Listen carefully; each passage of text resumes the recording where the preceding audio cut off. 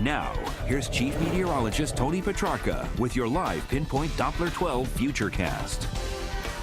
Well, the only downside with today's warm weather, the wind, very gusty, obviously, 40, even 50 miles per hour coming in off the ocean. So the coastline was a lot cooler today, but inland areas had no problem getting up into the 70s. In fact, Burlington, Vermont hit 80 degrees this afternoon. Doppler radar quiet for now, but we do have wet weather on the way, the heaviest of which, as far as the rain, would actually be tomorrow evening and into tomorrow night.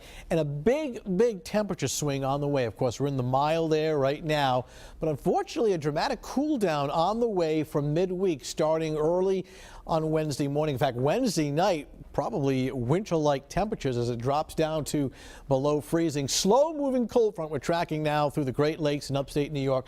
That'll bring quite a bit of rain, perhaps 1 to 2 inches of rain. So we're going to keep an eye on local rivers and streams, not so much for tomorrow day, but rather tomorrow evening and tomorrow night. That's when the heaviest rain should come down. Still 60 in Gloucester, Smithfield 59, low 50s along the South Shore. These strong southerly winds bringing in high humidity and mild temperatures. Now, when you take air that's very humid and relatively mild, and you pass it over a surface that's cold, like the ocean this time of year, the air from underneath will condense into low clouds and fog. So I do expect that later on this evening and during the overnight, even though the visibility is pretty good in Providence.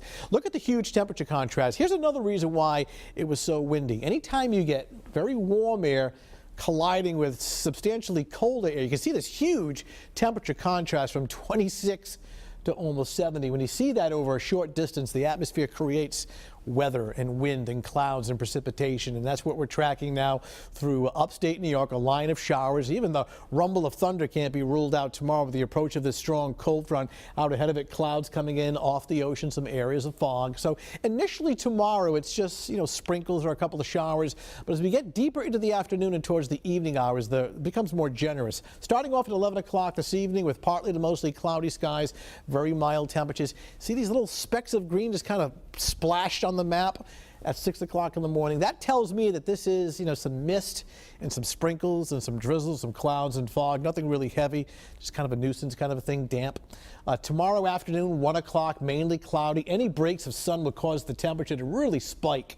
Mid and upper 60s inland, 50s along the shoreline. The steady rain still off to our west.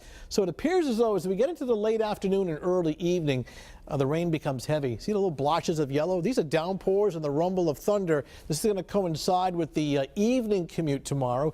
Here we are tomorrow night with widespread heavy rain and then pulling away by early Wednesday morning at 7 a.m. Look at the temperature by Wednesday morning. It's down to 30 to 35 degrees. So a real blast of cool air on the way. Futurecast for the overnight. Clouds and fog, windy, some mist and drizzle late 55. Low clouds, fog and mist tomorrow morning, especially early at 61. Scattered light showers most of the afternoon hours, but it really starts to become heavy very late in the day and especially by tomorrow night. It is out of here on Wednesday, but substantially cooler at 49. Bright but cool for Thursday at 50.